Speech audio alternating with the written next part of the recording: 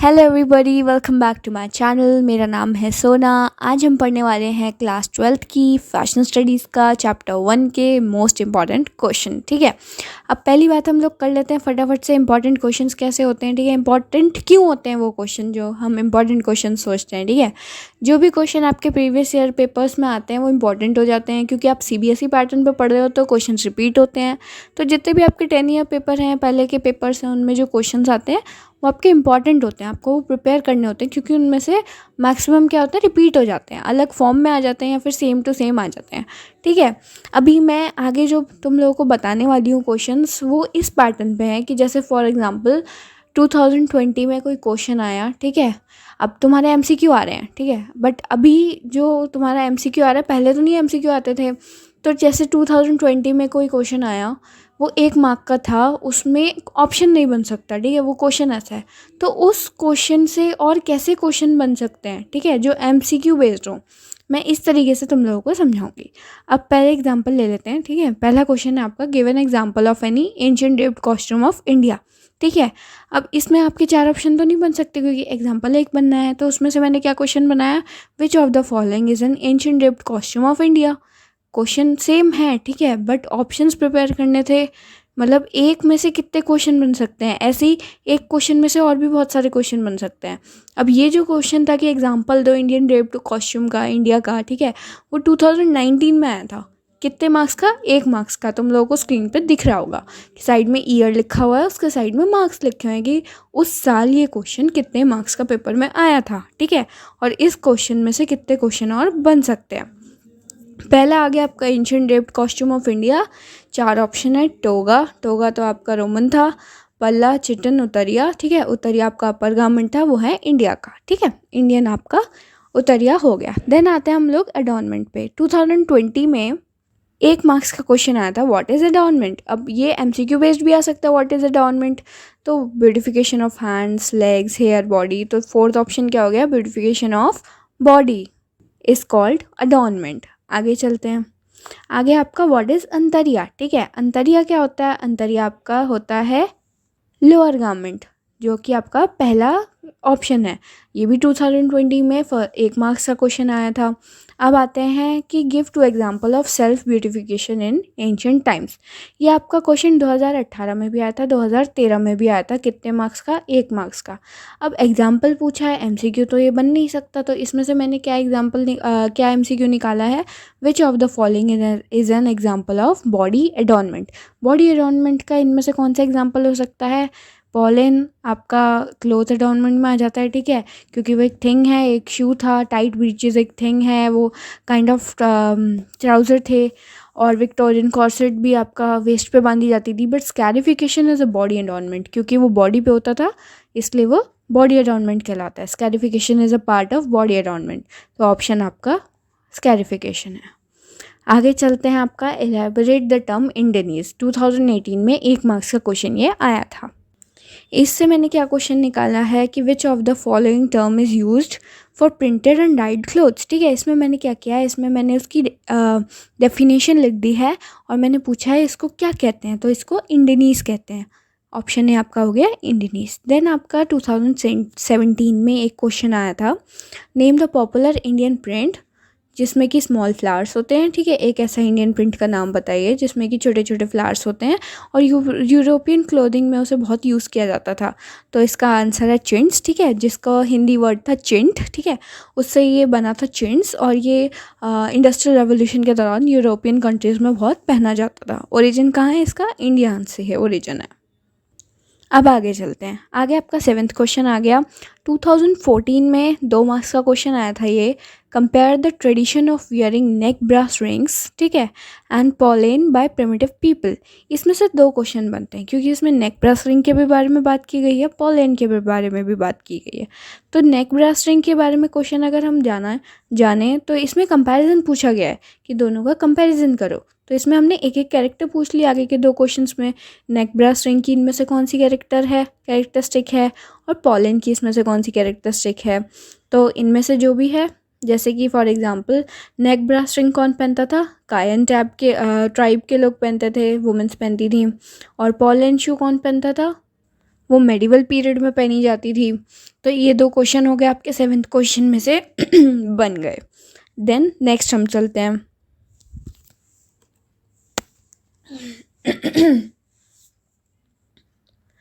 अब आपका 2015 और 17 में 2 मार्क्स का ये क्वेश्चन आया था सेम।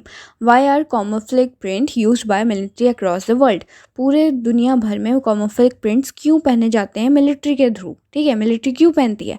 ऑप्शन सी इसका आंसर है, क्योंकि इससे क्या होता है, जो सोल्जर्स होते हैं उनकी विजिबिलिटी क्या हो जाती है, रिड्यूस हो जाती है। वो जब मिशन पे जाते हैं तो वो अपने आप को हाइड कर पाते हैं बुशेस और ग्रास में, ठीक है, क्योंकि इनमें मिक्सचर ऑफ कलर्स होता है, किसका, ग्रीन का, ब्राउन का, राइट। तो इसमें इनकी विजिबिलिटी क्या हो जाती है, रिड्यूस हो जाती है, and it is very useful for them. आगे चलते हैं 9th क्वेश्चन पे। 2016 में 2 मार्क्स का क्वेश्चन आया था कि फैब्रिक और लेदर जो आर्मर था, ठीक है, वो उसे इनएफिशिएंट क्यों बोला गया था प्रोटेक्शन के मामले में? क्यों? क्योंकि हम लोग इसके वर्ड से ही समझ पा रहे हैं, क्योंकि लेदर और फैब्रिक का था, स्टील आयरन कुछ नहीं, कोई प्रोटेक्शन नहीं। तो इसका आंसर ये है, क्योंकि वो क्विल्टेड फैब्रिक और लेदर से बना था, इसलिए वो इनएफिशिएंट था प्रोटेक्शन के मामले में। देन नेक्स्ट है हमारा 10th क्वेश्चन। 10th क्वेश्चन में हमें क्या पूछा गया है, 2016 में भी आया, 2019 में भी आया, 2 मार्क्स का क्वेश्चन था। Explain any 2 view points regarding the origin and need for clothing? हमें कपड़े क्यों पहनने चाहिए और कपड़े कहाँ से आए हैं, ठीक है। इसका हमें क्या 2 क्वेश्चन निकाले हैं मैंने इसमें से। 2 क्वेश्चन इसमें से ये निकले हैं, विच of the following is a factor that affects the need of clothing? ठीक है, इनमें से क्या फैक्टर है जो कि हमें मजबूर करता है कि हमें कपड़े पहनने चाहिए? Option B is the right answer, identification.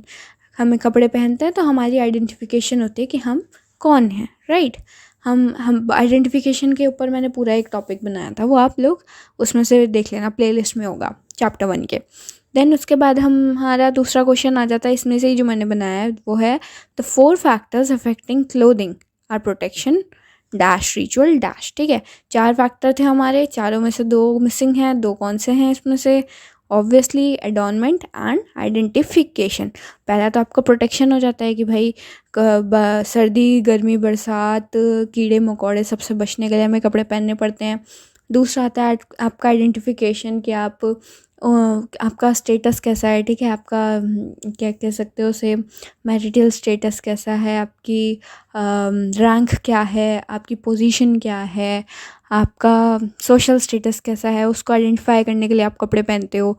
Rituals के लिए पहनते हो कि कुछ होता है कि हम ये वाले कपड़े पहनेंगे तो हम, पहले के ज़माने में होता था कि हम लोग क्या करते थे, बुरी पावर से बच सकते हैं, एक्सेट्रा एक्सेट्रा। एंड एडॉर्नमेंट, अपने आप को सुंदर दिखाने के लिए हम कपड़े पहनते हैं।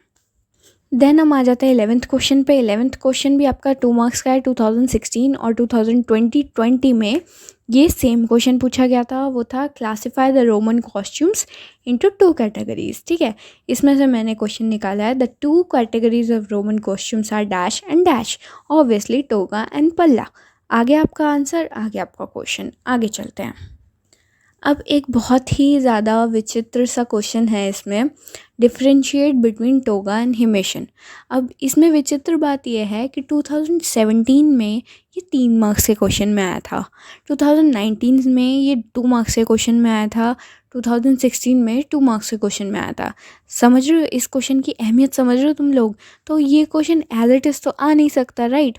तो इसमें से क्या क्वेश्चन बन सकता है? और विच of the following is the characteristic of toga? 2 चीज़ों के बारे में बात हो रही है, टोगा और हिमेशन। हम दोनों ही अच्छे से प्रिपेयर कर लेंगे। टोगा की क्या कैरेक्टरिस्टिक है इसमें कि वो रात को ब्लैंकेट की तरह यूज़ हो सकता है, ठीक है। और दूसरी आपकी हिमेशन की क्या कैरेक्टरिस्टिक है चारों ऑप्शंस में, कि वो भी ब्लैंकेट की तरह रात को यूज़ हो सकता है, ठीक है। तो एक एक कैरेक्टरिस्टिक्स हमने इसमें से पहचान ली हैं, क्योंकि बाकी की 3 क्या हैं, गलत हैं। हमें एक पहचाननी थी। दोनों क्वेश्चंस में टोगा और हिमेशन के मैंने कैरेक्टरिस्टिक पहचानने को दी है। हमारे दोनों प्रिपेयर हो जाएंगे, क्वेश्चन आएगा पेपर में तो हम कर लेंगे।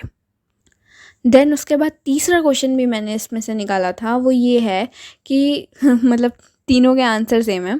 बट तीसरा क्वेश्चन ये भी आ सकता है कि टोगा और हिमेशन कौन सी ऐसी कैरेक्टरिस्टिक शेयर करते हैं, मतलब तीन दोनों में क्या एक सिमिलर कैरेक्टरिस्टिक है, वो भी यही है कि वो रात को ब्लैंकेट की तरह यूज़ हो सकता है। देन हम चलते हैं अब 12th वाले क्वेश्चन पे। 12th वाला क्वेश्चन आपका 2015 में 3 मार्क्स का आया था। That is compare between draped costume, slip on costume and close stitch costume. इसमें से भी मैंने दो क्वेश्चन निकाले हैं, ठीक है। दो क्वेश्चन ये है, पहला क्वेश्चन है आपका स्लिप ऑन कॉस्ट्यूम क्या होता है, 4 मैंने उसके ऑप्शन दिए हैं। ऑप्शन सी आपका बिल्कुल करेक्ट है कि उसमें एक होल होता है, ठीक है, जिसमें से कि आप पास हो जाते हो, पोंचू टाइप ऑफ, ठीक है। उसमें कोई स्लीव नहीं होती, कोई आर्म होल नहीं होता, that is your slip on costume. दूसरा क्वेश्चन मैंने इसमें से निकाला था कि क्लोज स्टिच कॉस्ट्यूम क्या होते हैं। ऑप्शन बी इसका सही वो है आंसर है, जिसमें कि एक होल होता है आपके हेड डालने के लिए और 2 होल आर्म होल्स होते हैं आपकी स्लीव्स ऐड करने के लिए। तो ये हो गया आपका close stitch costume. Then question 13 पे चलते हैं। क्वेश्चन 13 आपका 2020 साल 2020 में 3 मार्क्स का आया था। वो है आपका एंशियंट इजिप्टियन कॉस्ट्यूम के ऊपर, कि इसके ऊपर आप ब्रीफ नोट लिखो। इसमें से मैंने क्या क्वेश्चन निकाला है, इसमें से मैंने 2 क्वेश्चन निकाले हैं कि जो 3 types of ancient draped costume, ठीक है, एंशियंट इजिप्टियन ड्रेप्ड कॉस्ट्यूम जो थे आपके, वो कौन से थे, शेंटी, कलासैर्स एंड डैश। शेंटी थी, ठीक है, शेंटी आम लोग पहनते थे, कलासैर्स सारी वुमेंस पहनती थी, बट जो मेल रॉयलिटी थी, ठीक है, वो शेंटी के ऊपर क्या पहनती थी, हेक पहनती थी, जो कि एक ट्रांसपेरेंट मटेरियल था। आगे चलते हैं। दूसरा क्वेश्चन मैंने क्या निकाला है, वही ट्रांसपेरेंट मटेरियल जो कि वेस्ट पे नॉट होता था, शेंटी के ऊपर पहनते थे। कौन पहनते थे, मेल रॉयलिटी पहनती थी, उसे हम क्या कहते हैं, हेक कहते हैं। आगे चलते हैं। आगे आता है आपका क्वेश्चन नंबर 14। क्वेश्चन नंबर 14 2014 में आया था और ये क्वेश्चन 5 मार्क्स का था। 5 मार्क्स का क्यों था, क्योंकि इसमें 5 पॉइंट्स थे, ठीक है। Discuss 5 mechanical inventions related to textile industry during industrial revolution. Industrial revolution के दौरान 5 मैकेनिकल इन्वेंशंस हुई थी, उनके बारे में आप डिस्कस करो। इस क्वेश्चन में ये पूछा गया। इसमें से मैंने कितने क्वेश्चन बनाए हैं, इसमें से मैंने क्वेश्चन बनाए हैं 2, ओके। इसमें से मैंने 2 क्वेश्चन बनाए हैं, दैट इज़ कि ऑटोमेटिक गिनिंग मशीन किसने बनाई थी, एली वेटने ने बनाई थी। और आपकी फर्स्ट स्विंग मशीन किसने बनाई थी, इसैक सिंगर ने बनाई थी, ओके। 2 क्वेश्चन मैंने इसमें से निकाल दिए हैं, मोस्ट इम्पॉर्टेंट थे ये वाले। आगे चलते हैं। आगे आता है आपका क्वेश्चन नंबर 15 जो कि 2016 में आया था, 5 मार्क्स का। इसमें आपके 3 पार्ट्स हैं इस पूरे क्वेश्चन के। पहला तो आपका है कॉस्ट्यूम डिज़ाइनर कौन होते हैं, देन दूसरा पार्ट है आपका कि गांधी और शतरंज के खिलाड़ी जो मूवी थी उसके कॉस्ट्यूम डिज़ाइनर्स कौन थे, और तीसरा पार्ट है इसी क्वेश्चन का कि आपका जो फिल्म मेकर्स, फिल्म स्टार्स होते हैं, ठीक है, वो एडवर्टीज़मेंट में क्या मतलब एडवर्टीज़मेंट्स में वो क्यों प्रमोट करते हैं प्रोडक्ट को ऐसा कि सब कुछ इन्फ्लुएंस हो जाता है, मतलब वो इतना इन्फ्लुएंस कैसे कर पाते हैं। How is the presence of film stars in advertisement help to promote the product. जैसे फॉर एग्जांपल अगर रिवाइटल जो आपकी मेडिसिन आती है, ठीक है, उसको सलमान खान प्रमोट करता है तो लोग लेना स्टार्ट करते हैं, ठीक है। और प्रोटीन प्लस को अक्षय कुमार प्रमोट करता है तो वो लोग लेना स्टार्ट करते हैं। तो ऐसा क्यों होता है कि जो फिल्म स्टार्स होते हैं उनका एडवर्टीज़मेंट करने से प्रोडक्ट की प्रमोशन हो जाती है। आपका तीसरा पार्ट था इस क्वेश्चन का। इसमें से मैंने क्या क्वेश्चन निकाले हैं वो ये हैं कि कॉस्ट्यूम डिज़ाइनर कौन होते हैं, ठीक है। 4 ऑप्शन है, तीसरा ऑप्शन आपका राइट है, who designs costume for actors in film roles, ठीक है। वो जो मूवी होती हैं उनके जो कॉस्ट्यूम डिसाइड करते हैं वो कॉस्ट्यूम डिज़ाइनर्स होते हैं।